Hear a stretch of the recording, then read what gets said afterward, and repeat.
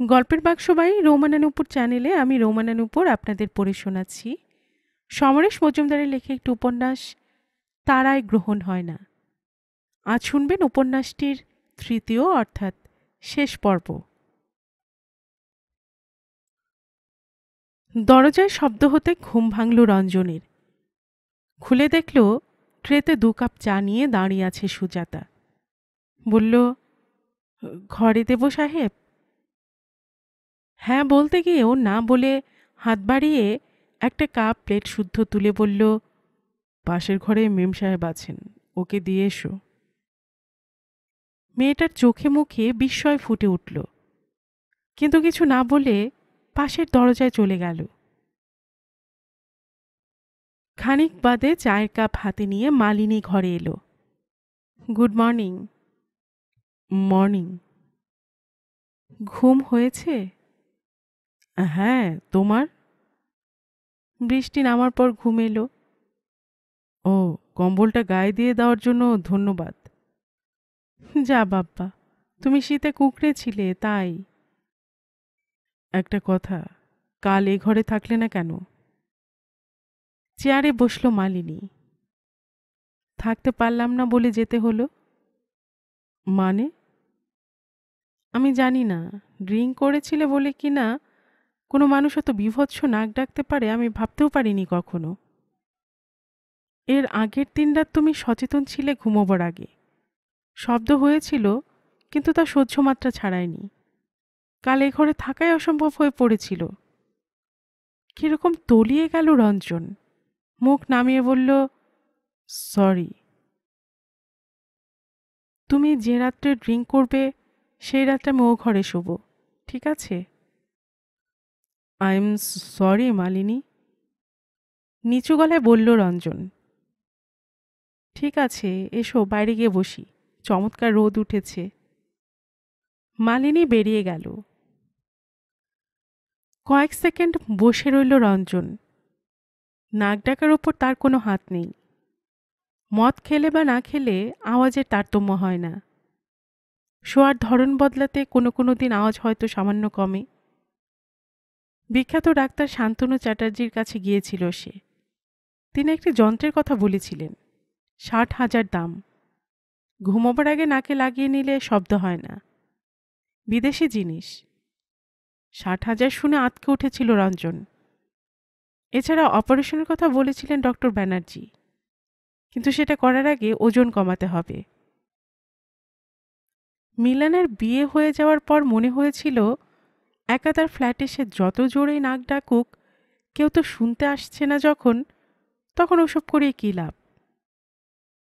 মালিনীর সঙ্গে বাইরে আসার পরিকল্পনা তো তখন করা হয়নি। সে যে নাক ডেকেছে তা ইচ্ছে করে যখন নয়, তখন সে কি করতে পারে? হ্যান্ডিক্যাপড হয়ে আছে সে। বাইরে কমলা রঙের রোদ বাগানে, রাস্তায়, ভ্যালিতে ছড়িয়ে আছে। রঞ্জন বলল, কি দারুণ, মন ভালো হয়ে গেল। মন খারাপ ছিল? বেতের চেয়ারে বসা মালিনী জিজ্ঞাসা করল। হ্যাঁ, মাঝরাতে তোমাকে দেখতে না পেয়ে মন খারাপ হয়ে গিয়েছিল। ডাকলে না কেন? লজ্জায়। মালিনী কিছু বলতে যাচ্ছিল, কিন্তু সুজাতাকে দেখে থেমে গেল। সুজাতা জিজ্ঞাসা করল, ব্রেকফাস্টে কি দেব মেম সাহেব? কি আছে? ডিম, রুটি, কর্নফ্লেক্স, আপেল। বাহ, ডিমের পোচ করো। কি ঠিক আছে? রঞ্জনের দিকে তাকালো মালিনী। ময়দা নেই, ফস করে বলে ফেলল রঞ্জন। লুচি তরকারি মন্দ লাগতো না। তাই করব? সুজাতা জিজ্ঞাসা করল। কি আশ্চর্য! মালিনী অবাক হয়ে রঞ্জনের দিকে তাকালো। তুমি এই সকালে ভাজাভুজি খাবে? এমটি স্টমাকে ভাজাভুজি কি ক্ষতি করে জানো না? ও ঠিক আছে, পচি হোক। রঞ্জন মেনে নিতে সুজাতা চলে গেল। মালিনী বলল, তৈরি হয়ে নাও, একটু হেঁটে আসি। এখনই হাঁটবে? এই মিষ্টি রোদে তো হাঁটা ভালো। আচ্ছা, তুমি এখানে আসার পর মেয়েকে একবারও ফোন করনি, তাই না? মনে পড়ে গেল রঞ্জনের। সঙ্গে সঙ্গে অপরাধ বোধ জাগল। মাথা নেড়ে না বলল। খুব অন্যায় করেছ। ডালহৌসি থেকেই করা উচিত ছিল। চলো দেখি এখানে কোথায় এসটিডি বুথ আছে। ওঠো। উঠল রঞ্জন। কাল রাত্রেই মালিনী তার সুটকেস পাশের ঘরে নিয়ে গিয়েছিল। ও সেখানে গেল পোশাক পাল্টাতে। সুটকেস খুলে একেবারে নিচে রাখা মোবাইল সেটটা বের করে কয়েক মুহূর্ত ভাবল রঞ্জন। রোমিং করা আছে। বোতাম টিপলে মিলানের গলা শুনতে পাওয়া যাবে। কিন্তু সঙ্গে মোবাইল এনেছে সে, এই তথ্য মালিনীকে জানানো হয়নি। এখন জানলে কি প্রতিক্রিয়া দেখাবে বুঝতে পারছিল না। না জানালে তো এটা ব্যবহার করাও যাবে না। বন্ধ করে রাখলে মিলান তাকে ফোনে পাবে না। হঠাৎ তার মনে হলো এই বয়সে বড্ড বেশি চাপ সহ্য করতে হচ্ছে। আরেকজন কি ভাববে তাই ভেবে সন্ত্রস্ত থাকতে হচ্ছে। 10 মাসের এই পরীক্ষায় যেন সে একজন ছাত্র আর মালিনী তার পরীক্ষক। সে উঠে দাঁড়ালো। তারপর সোজা মালিনীর পর্দা ফেলে ঘরে দরজায় এসে দাঁড়ালো। আসবো? নিশ্চয়ই, এসো। মালিনী ডাকল। ঘরে ঢুকে রঞ্জন দেখল মালিনী একটা হালকা হলদে সালোয়ার কামিজ এর মধ্যে পরে ফেলেছে। রঞ্জন বলল, এটার কথা একদম ভুলে গিয়েছিলাম। মোবাইল সেটটার দিকে তাকালো মালিনী। তারপর বলল, কি আশ্চর্য, সত্যি মনে ছিল না। ওটা এনেছ আমাকে বলনি তো? বললাম তো ভুলে গিয়েছিলাম। ও, তাহলে তো তোমার বেরোবার প্রয়োজন আর রইল না। আমিই ঘুরে আসি। না না, আমি যাব, 5 মিনিট সময় দাও। রঞ্জন দ্রুত নিজের ঘরে ফিরে এলো। পোশাক বদলালো। তার মোবাইলটার দিকে তাকালো। মালিনী এখনও ওর ঘরে। চটপট কথা বলে নেওয়া যাক। সে বোতাম টিপল। আলো জ্বলার পর কলকাতার নাম্বার টিপে গেল। তারপরে ফুটে উঠল নেটওয়ার্ক বিজি। বিরক্ত হলো রঞ্জন। রিডায়াল করল। একই কথা। এই সময়ে মালিনী এসে দাঁড়ালো দরজায়। তাকালো। রঞ্জন বলল, লাইন পাওয়া যাচ্ছে না। চেষ্টা করো, পাবে। মালিনী সামনে দাঁড়িয়ে থাকলে মিলানকে সে কি বলবে? কোথায় এসেছে এ প্রশ্নের কি জবাব দেবে? যে মিথ্যা কথা তাকে বলতে হবেই তা মালিনীর সামনে বলতে অস্বস্তি হচ্ছিল। রিডায়ালের বোতাম টিপল সে। প্রার্থনা করল এবারও যেন নেটওয়ার্ক বিজি ফুটে ওঠে। উঠল না। রিং হচ্ছে। জয়ন্তর গলা। হ্যালো। জয়ন্ত, তোমরা ভালো আছো তো? রঞ্জন জিজ্ঞাসা করল। ও আপনি? হ্যাঁ, ভালো আছি। আপনি কোথায়? এতদিন ফোন করেননি কেন? হিমাচল প্রদেশে। মিলান কোথায়? ও বাথরুমে, একটু ধরুন। ব্যস্ত হলো জয়ন্ত। না না, ডাকতে হবে না, ওকে বলো চিন্তা না করতে। আমি ভালো আছি। পরে কাল বা পরশু ফোন করব, ঠিক আছে? রাখলাম। রিসিভার অফ করে মুখ তুলতেই মালিনী বলল, হয়ে গেল? হ্যাঁ, চলো। ওরা বেরিয়ে এলো রাস্তায়। খানিকটা হাঁটতেই দূরে এক বৃদ্ধকে দেখতে পেল ওরা। পরনে সাদা হাফ প্যান্ট, স্নিকার, মোটা গেঞ্জি, মাথায় সাদা টুপি, হাতে ছড়ি। সামনাসামনি চলে এসে দাঁড়ালেন বৃদ্ধ। Good morning. রঞ্জন বলল, গুড মর্নিং। বৃদ্ধ ইংরেজিতে জিজ্ঞাসা করলেন, আপনাদের প্রথম দেখলাম। আমি গোমেজ, একেবারে শেষ বাড়িটায় থাকি। আপনারা কোথায় উঠেছেন? বাড়িটাকে দেখালো রঞ্জন। ও আই সি, তাহলে বেশ কিছুদিন থাকবেন মনে হচ্ছে। হ্যাঁ, আমি রঞ্জন আর ও মালিনী। মাথা নাড়ল বৃদ্ধ। আলাপ যখন হয়ে গেল তখন আজ বিকেলে আমার বাড়িতে আসুন না, চা খেয়ে যাবেন। আপনারা স্বামী স্ত্রীতে না হয় একটু বোর হবেন। না না, এ কি বলছেন, নিশ্চয় যাব, রঞ্জন বলল। মালিনী হাসল। মিস্টার গোমেজ, আমন্ত্রণের জন্য অনেক ধন্যবাদ, কিন্তু আজ নয়। যদি কাল বিকেলে যাই তাহলে কি খুব অসুবিধা হবে? বিন্দুমাত্র নয়। তাহলে ওই কথাই থাকলো, বাই। বৃদ্ধ চলে গেলেন। হাঁটতে শুরু করলো ওরা। রঞ্জন বলল, কলকাতায় পাশের বাড়ির লোক ভুলেও কথা বলে না, কিন্তু এখানে দূর প্রতিবেশীও নেমন্তন্ন করে। কলকাতায় আমরাও প্রতিবেশীর সঙ্গে গায়ে পড়ে কথা বলি না। তা অবশ্য বলি না, কিন্তু তুমি আজকে রাজি হলে না কেন? হলাম না, যেহেতু আমরা স্বামী স্ত্রী নই, তা ওই পরিচয় আজই যেতে ইচ্ছে করলো না। যদি যাই তাহলে কি তুমি বলতে পারবে আমরা একসঙ্গে কিছুদিন থাকতে এসেছি? তার উপর নির্ভর করবে আমরা বিয়ে করব কিনা। তাকালো মালিনী। তুমি যদি চাও তাহলে আমি বলতে পারি। আমি যদি চাই? তুমি নিজে কি চাও? আমি চাই না এখানকার লোকজন আমাদের নিয়ে আলোচনা করুক। তাহলে বোঝো, কলকাতা থেকে বেরিয়ে এসেও আমরা কলকাতাকে ছাড়তে পারছি না। ছেড়ে দাও এসব কথা।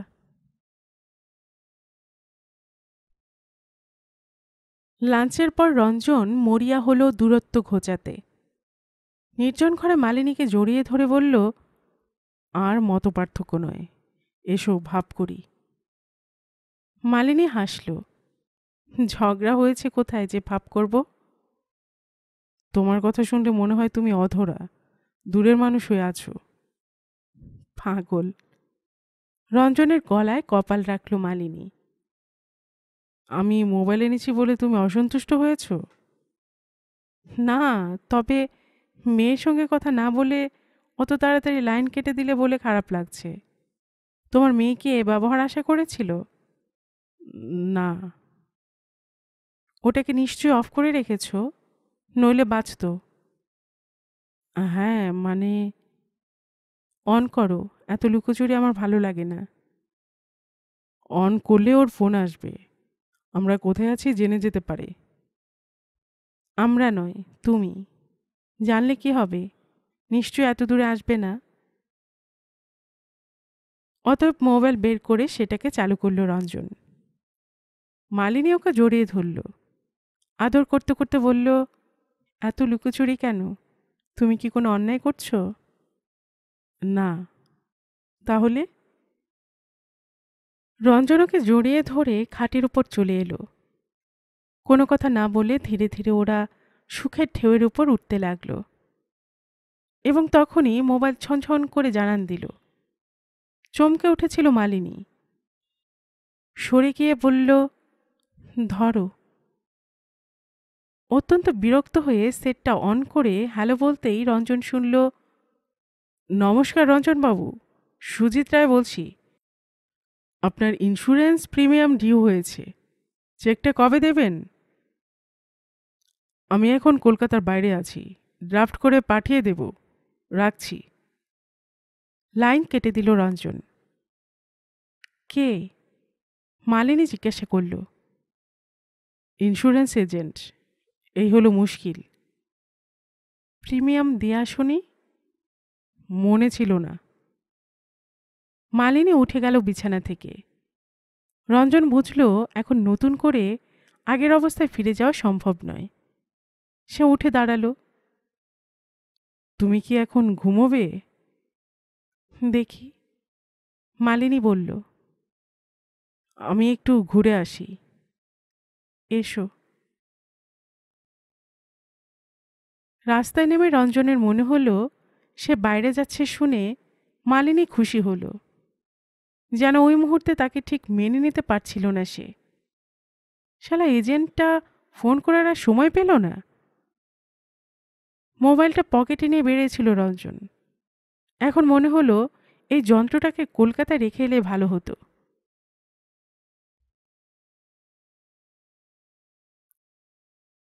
পাবের কাছে পৌঁছে রঞ্জন রাস্তা থেকে নামল। দরজা ঠেলে ভেতরে ঢুকে দেখল এই দুপুরেও ৮-৯ জন মানুষ বিভিন্ন টেবিলে বসে বিয়ার খাচ্ছে। সবাই বৃদ্ধ।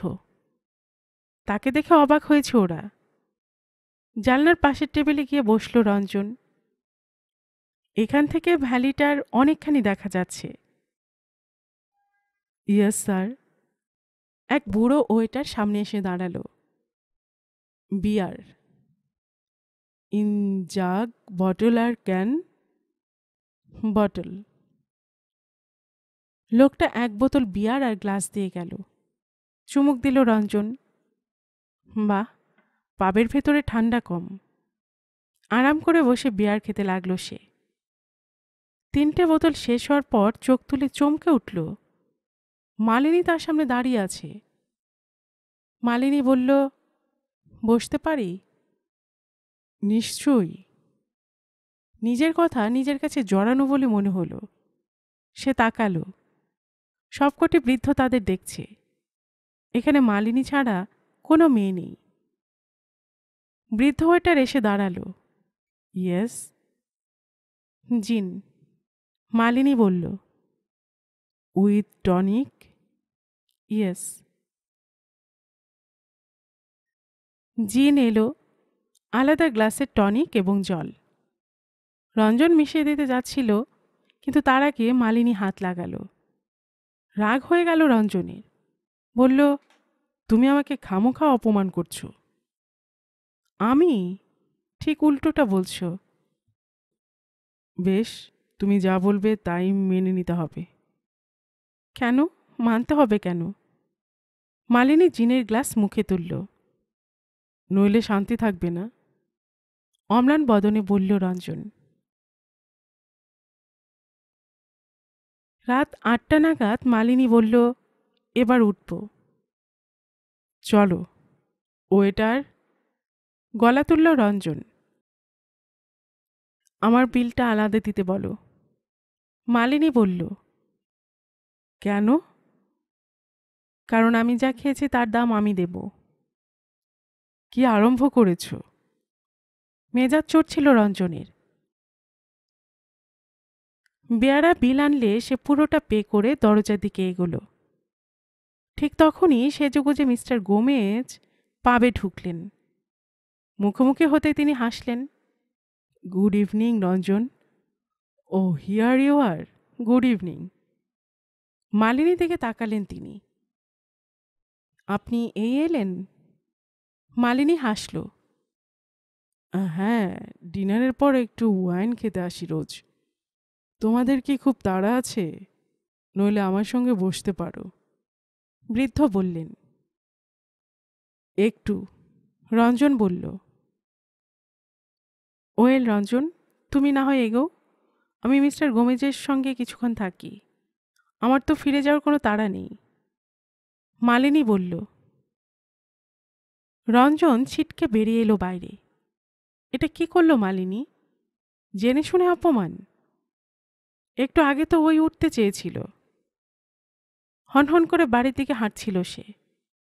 এখন বাইরে খুব ঠান্ডা, আকাশ পরিষ্কার। আচমকা মোবাইল শব্দ করে উঠল। অসতর্ক ভঙ্গিতে সেটাকে অন করে জড়ানো গলায় হ্যালো বলল রঞ্জন, হাঁটতে হাঁটতে। বাবা? মিলানের গলা। হ্যাঁ, বলো কি বলবে। নিজেকে শান্ত করতে পারছিল না রঞ্জন।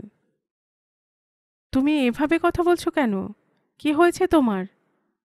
মিলান চেঁচালো। দাঁড়ালো রঞ্জন। কোনো রকমে গলার স্বর স্বাভাবিক করার চেষ্টা করল। কিছু না, আমি আজ ফোন করেছিলাম। তুই যেন কোথায় ছিলি। বাবা, তুমি কতটা খেয়েছো? নট মাছ, নট মাছ। তুমি এখন কোথায় আছো? এতক্ষণে মাথা সামান্য পরিষ্কার হলো রঞ্জনের। বলল, একটা অজ পাহাড়ে। পাঠানকোট থেকে যেতে হয়। আমি ভালো আছি, তুই চিন্তা করিস না। তোমার জন্য খুব ভয় করছে বাবা। কবে আসবে? আসবো। বাবা? কি? না, আজ না। তুমি যখন না খেয়ে থাকবে তখন বলবো। Good night. ফোন অফ করে কিছুক্ষণ দাঁড়িয়ে রইল রঞ্জন। আমি মাতাল, একটা পাতি মাতাল হয়ে গিয়েছি। কি এমন কথা যা মিলান এখন বলতে পারল না? বাড়ির সিঁড়ি দিয়ে উঠতে গিয়ে দাঁড়ালো রঞ্জন। সুজাতা আরেকটি ছেলে আসছে। সুজাতা বলল, আমার কাজ অনেক আগে হয়ে গেছে সাব। এ কে? আমার বর। দেরি দেখে নিতে এসেছে। যাচ্ছি। ওরা চলে গেল। উপরে উঠে দেখল টেবিলে খাবার ঢাকা দেওয়া আছে। খেয়ে নিলে কেমন হয়? না, মালিনীর জন্য অপেক্ষা করা উচিত।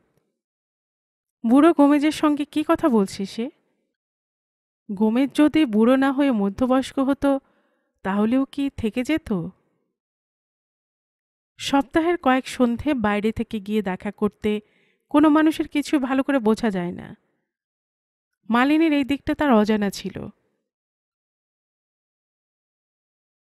হুইস্কির বোতল বের করে বসল সে নিজের ঘরে। না, ঝগড়া করার জন্য সে এখানে আসেনি। দুজন দুজনকে বুঝতে এসেছে। যেসব ব্যাপার অমিল হচ্ছে সেই সব ব্যাপার নিয়ে কাল সকালে মালিনীর সঙ্গে আলোচনায় বসতে হবে। সেগুলো শুধরে নিতে হবে। কিন্তু এতটা পথ এই রাত্রে মালিনী একা ফিরবে কি করে? যদি গোমেজ ওকে পৌঁছে না দেয়? যদি তা দেয় তাহলেও তার তো একটা কর্তব্য আছে। তখন রাগ করে চলে আসা উচিত হয়নি। গ্লাস শেষ করতেই মিলানের কথা মনে এলো। কি বলতে চাইছিল মিলান? কি কথা? ধৈর্য রাখতে পারল না রঞ্জন। সেল অন করে বোতাম টিপল। জয়ন্ত ফোন ধরল। হ্যাঁ বলুন। জয়ন্ত, মিলান কোথায়? নিচে, বাবা ডিনার করছেন ওখানে। ও, ডেকে দেব? না, আসলে ও আমাকে একটা খবর দিতে চাইলো, বলল না। জয়ন্ত হাসল। আপনি চিন্তা করবেন না, খবরটা ওই দেবে আপনাকে। কি খবর? হঠাৎ মাথাটা ফাঁকা হয়ে গেল রঞ্জনের। খারাপ কিছু? না না, আমি বললে ও রেগে যাবে। ও, তাহলে কি মিলান? চিৎকার করল রঞ্জন। আমি আপনাকে কিছু বলিনি। এই যে ও এসে গেছে বাবা। মিলানের গলা। কি ব্যাপার? এই তো কথা হলো। মিলান, মাগো, তুই কি মা হতে যাচ্ছিস? রঞ্জনের গলায় পৃথিবীর সব আবেগ। হুম, খুব নিচু স্বরে বলল মিলান। আমার খুব ভালো লাগছে রে। I was waiting for the day. তুমি খেয়েছো? খাবো। খেয়ে ঘুমিয়ে পড়ো, কাল কথা বলবো। হ্যাঁ। লাইন কেটে দ্বিতীয় গ্লাসে হুইস্কি ঢেলে চিৎকার করল রঞ্জন। নাও, আমি দাদু হতে যাচ্ছি। কি কাণ্ড! গ্লাস শেষ করেই মনে হলো মালিনীকে খবরটা দেওয়া দরকার। তাছাড়া ওকে পাপ থেকে নিয়ে আসতে হবে। দ্রুত বেরিয়ে পড়ল সে। হঠাৎ ললিতার কথা মনে পড়ল। সে জানতেও পারল না তার চলে যাওয়ার পর কে কে কাণ্ড ঘটে গেল। আমি যখন থাকবো না তখন মিলান থাকবে। মিলান যখন থাকবে না তখন ওর সন্তান থাকবে। আর ওদের থাকার মধ্যেই ললিতা বেঁচে থাকবে, আমিও থেকে যাব। এটাই নিয়ম। হাঁটতে গিয়ে এখন পা ঠিকঠাক পড়ছে না। পাপ কোথায়? এতক্ষণে তো পাবের আলো দেখতে পাওয়া উচিত ছিল। চারপাশে এত অন্ধকার কেন? মনে হলো বাড়ি থেকে বেরিয়ে উল্টো রাস্তায় চলে আসেনি তো। রঞ্জনের মাথা কাজ করছিল না। অন্ধকারে কিচ্ছু ভালোভাবে দেখতে পাচ্ছিল না। মনে হলো একটু বিশ্রাম নিলে ঠিক হয়ে যাবে। রাস্তার পাশে একটা কালভার্টের উপর বসে পড়ল সে। প্রচণ্ড শীতে কাঁপুনি বাড়তেই ঘুম ভেঙে গেল রঞ্জনের। প্রথমে সে ঠাহরি করতে পারল না কোথায় শুয়ে আছে। তারপর মাথা পরিষ্কার হতেই উঠে দাঁড়ালো। ইতিমধ্যে মাথা ভার হয়ে গেছে, হাত মুখ ঠান্ডায় জমে যাওয়ার উপক্রম। দ্রুত হাঁটতে লাগলো সে। যে বাড়িটার সামনে আলো জ্বলছে সেখানে যে তারা উঠেছে চিন্তা অসুবিধা হলো না। উপরে উঠে দেখল তার ঘরে দরজা খোলা, পাশের ঘরে দরজা ভেতর থেকে বন্ধ। চুপচাপ বিছানায় চলে গেল রঞ্জন। কম্বল টেনে মুড়ি দিয়েও তার কাঁপুনি কমছিল না।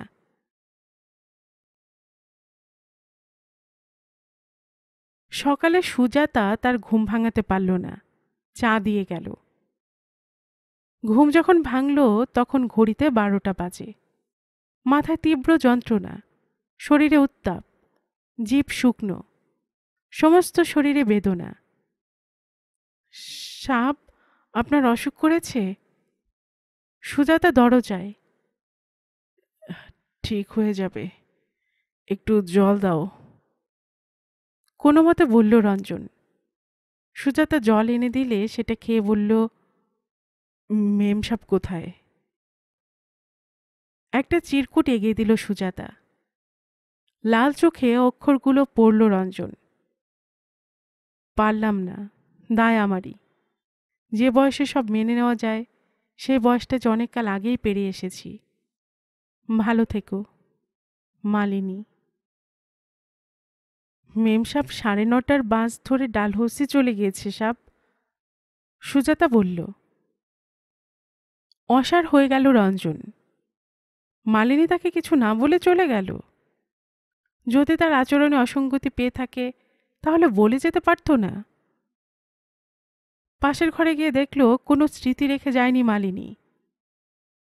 দ্রুত পোশাক বদলে রাস্তায় নামল সে। জিজ্ঞাসা করে চলে এলো বাস স্ট্যান্ডে। সেখানে কোনো বাস দাঁড়িয়ে নেই।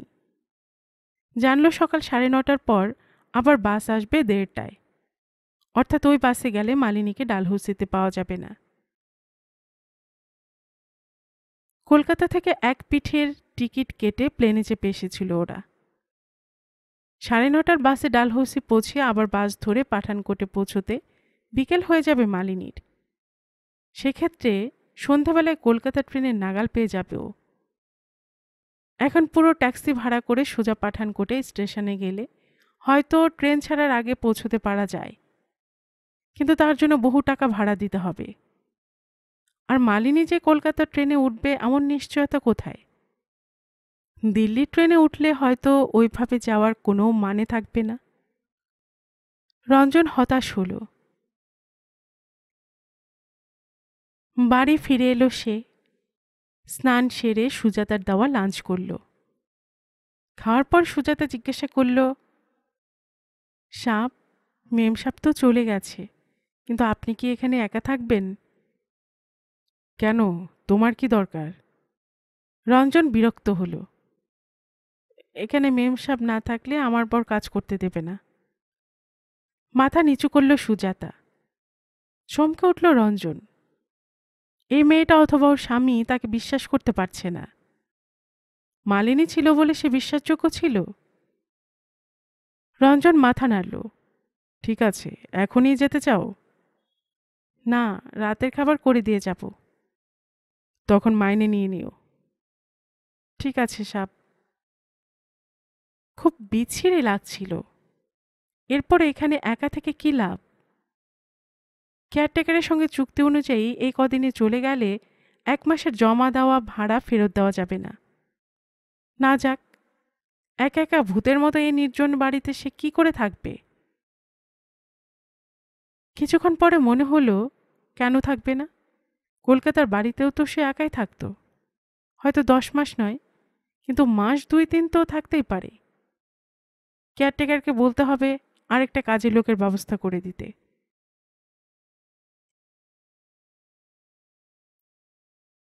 3:30টার সময় সেজেগুজে বের হলো রঞ্জন। 2-1জনকে জিজ্ঞাসা করে পৌঁছল মিস্টার গোমেজের বাড়িতে। ভদ্রলোক তাকে দেখে উচ্ছ্বসিত। আসুন আসুন, আমি আমার স্ত্রীকে বলে রেখেছি আপনারা আসবেন। সরি মিস্টার গোমেজ, মালিনী কলকাতায় ফিরে গেছে। তাই? নিশ্চয়ই হঠাৎ কোনো সমস্যা হয়েছে। হ্যাঁ, she is a nice lady, খুব বুদ্ধিমতী। কি করে বুঝলেন? বোঝা যায়, চোখ দেখলে বোঝা যায়। কবে ফিরছেন উনি? জানি না। ফিরবেন, খুব তাড়াতাড়ি ফিরবেন। কাল রাত্রে উনি আমাকে বলেছেন ওর জীবনের সবচেয়ে ভালো সময়টা কাটছে এখানে আসার পর। নিশ্চয়ই ফিরবেন। আসুন ভেতরে। আজ নয় মিস্টার গোমেজ, আপনাকে খবরটা জানাতে এসেছি। অন্য আরেকদিন আসব। আজ আমি খুব ডিস্টার্বড। I C. বেশ, অন্তত আমার স্ত্রীর সঙ্গে পরিচয় করে যান। বেচারি একেবারে শয্যাশায়ী, নইলে ওই এখানে আসতো। অতএব মিস্টার গোমেজকে অনুসরণ করল রঞ্জন। ধবধবে সাদা বিছানায় এক লোল চর্ম বৃদ্ধা শুয়ে আছেন। তার মাথার সব চুল সাদা। মিস্টার গোমেজ বললেন, মার্থা, ইনি রঞ্জন। ওদের কথা বলেছি। মালিনী চলে গিয়েছে কলকাতায়, তাই আসতে পারল না। মাথা নাড়লেন। আপনাকে দেখে ভালো লাগছে। কি হয়েছে আপনার? মার্থা হাসলেন। আজ থেকে 25 বছর আগে পাহাড় থেকে পড়ে গিয়ে মেরুদণ্ডে আঘাত পেয়েছিলাম। কোমরের নিচটা অবশ হয়ে গিয়েছে। অনেক চিকিৎসা করিয়েছি, লাভ হয়নি কিছু। কিন্তু আমার এখন কষ্ট হয় না। ওর কাছে সারা পৃথিবীর খবর শুনি রোজ। মিস্টার গোমেজ স্ত্রীর কপালে আঙুল ছোঁয়ালেন।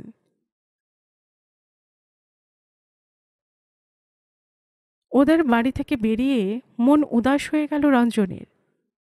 বুকের ভেতর অদ্ভুত এক অনুভূতি, যার ব্যাখ্যা সে নিজেই পাচ্ছিল না। ভিলেজ পাবে ঢুকে পড়ল সে। কাল যেখানে বসেছিল সে জানলার ধারের টেবিলটা আজও ফাঁকা।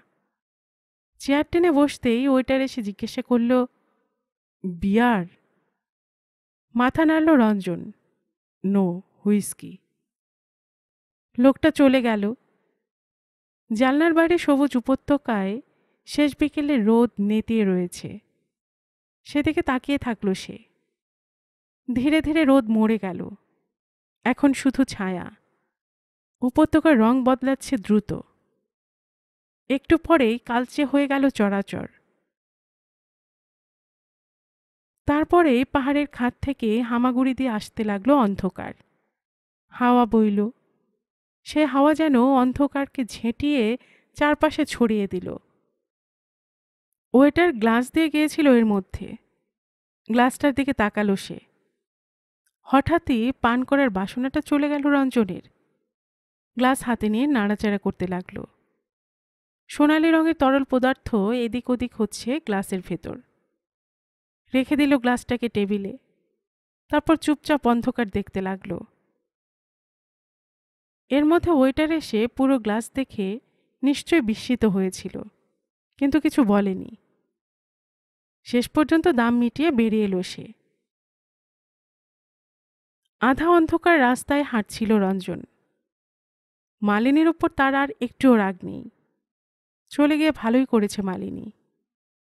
50 পেরিয়ে এসে দীর্ঘকাল একা থেকে থেকে যে নিজের সঙ্গে মানিয়ে নিতে পারে না, সে অন্যের সঙ্গে কি করে মানাবে? জয়ন্ত মিলানের স্বামী। ফোন ধরলে দু একটা কথার পর মিলানকে রিসিভার দিয়ে দেয়, কারণ সে জানে রঞ্জন কথা খুঁজছে। জয়ন্ত কখনোই একা আসে না। মিলানের সঙ্গে এলেও যাই যাই করে। এই বয়সে কোনো নতুন পুরুষ বন্ধু হয়নি রঞ্জনের। একমাত্র মিলান ছাড়া সে কারো সঙ্গে স্বচ্ছন্দ নয়। তাছাড়া এই মুহূর্তে যেটা ভালো লাগলো, ঠিক পরের মুহূর্তে সেটা প্রায় অপছন্দের হয়ে যায় তার। আসলে একা থেকে যে সিস্টেমটা সে অভ্যস্ত হয়ে গেছে, সেটা তার নিজস্ব। মালিনী তাকে মেনে নেবে কেন? বাড়ির সামনে পৌঁছে অবাক হলো সে। ওপরের ঘর দুটোয় আলো জ্বলছে। সুজাতার আজ এতক্ষণ থাকার কথা নয়। সিঁড়িতে ওর বর অপেক্ষারতও নেই। উপরে উঠে দেখতে পেল টেবিলে খাবার ঢাকা দেওয়া রয়েছে। কলকাতা হলে সব চুরি হয়ে যেত এতক্ষণে। নিজের ঘরে ঢুকল রঞ্জন এবং তখনই মনে হলো ঘুমাবার আগে পান করা দরকার। বোতল এবং গ্লাস বের করে সযত্নে মদ ঢালল সে।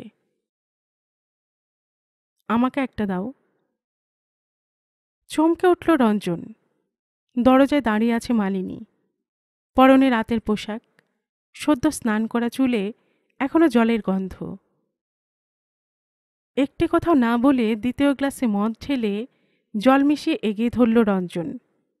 গ্লাস নিল মালিনী, তারপর খাটের উপর বসল। চেয়ার টেনে বসে চিয়ার্স বলতে গিয়েও বলল না রঞ্জন। হঠাৎ বুকের ভেতর অজস্র মেঘ আনাগোনা শুরু করেছে টের পেল সে। মনের ভেতর প্রশ্নগুলো ছোবল মারছে। কত দূরে গিয়েছিল মালিনী? ফিরে এলো কখন? কেন এলো? কোনো প্রশ্ন করবে না?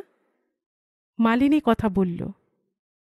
মাথা নেড়ে না বলল রঞ্জন। আসলে কি জানো, এতগুলো বছর আমাকে এত একা করে দিয়েছে যে নিজেকে ছাড়া অন্য কিছু ভাবতে পারিনি। যা কিছু করেছি তা নিজের মতো করে করেছি। কাল রাত্রে কোথায় গিয়েছিলে তুমি? রাস্তা ভুল করেছিলাম। হাসল মালিনী। ডালহৌসিতে পৌঁছে মনে হলো আমিও রাস্তা ভুল করছি, তাই ফিরে এলাম। দুজন মানুষ খানিকটা দূরত্বে থেকেও এক হিমরাতে খুব কাছাকাছি চলে এলো একটি শব্দও ব্যয় না করে। নৈশব্দ কখনো কখনো শব্দের চেয়ে মূল্যবান হয়।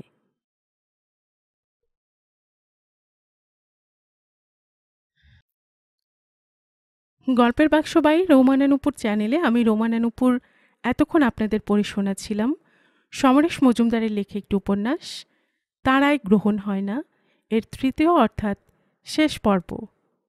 আর এতক্ষণ গল্প পাঠে আমি আপনাদের সাথে ছিলাম রোমানা নুপুর।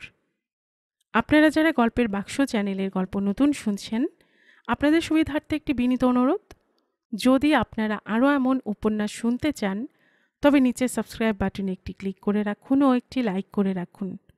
এতে এই চ্যানেলের ভিডিওগুলি খুঁজে পেতে আপনাদের সুবিধা হবে।